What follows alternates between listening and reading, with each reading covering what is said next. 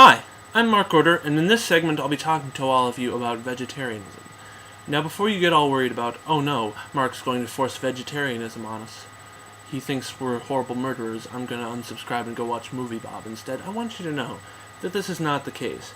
I have no expectation for anyone watching this video to instantly become a vegetarian, or even to ever become a vegetarian.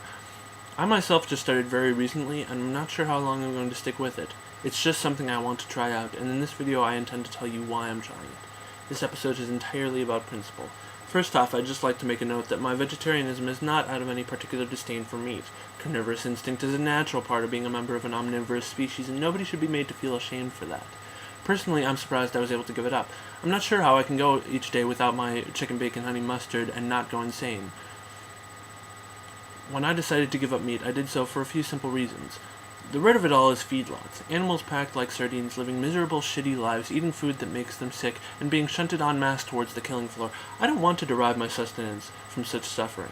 Those are conditions under which no creature should ever be forced to live, and I don't want to benefit from it. Accepting gain from the suffering of others is my personal definition of evil, and I wish no part in it. But that does not mean I oppose all meat. If you didn't have to pay through the nose for free-range meat, I'd eat more of it. But given my current life, saving for college and all that, the economic choice is for me to simply be a vegetarian.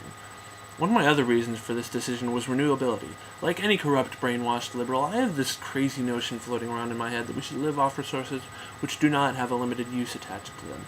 Put it this way, a single cow can only be killed once, and each cow will give off a limited amount of beef. Once you kill the cow, it cannot reproduce, and it cannot give off any more beef than it contains. This is inefficient.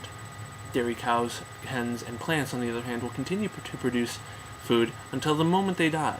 And assuming they don't die of disease, dairy cows and egg hens can still be processed into meat. This meat might be deemed rather undesirable by many people, but the net result is that the food they produced by living out their lives to the full extent is much greater than the amount of food they would have produced by being slaughtered. With renewability in mind, I'd like to address the concept of cultured beef. That is to say, muscle and fat grown from bovine stem cells and formed into beef patties. Right now, the process faces two specific issues.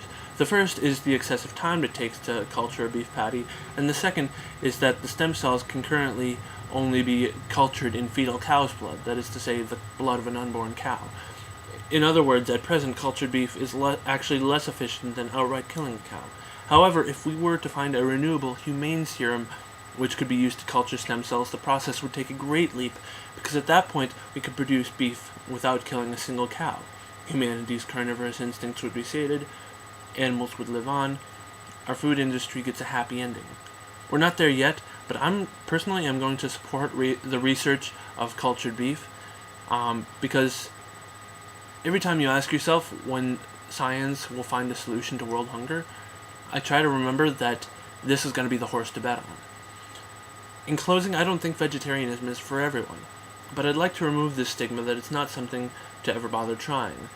If you don't like feedlot systems, then don't be afraid to take a stand. Don't hesitate to speak out for what you want.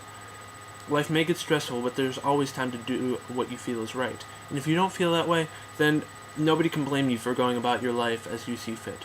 It's always just one person's perspective. Thank you for watching. Please subscribe.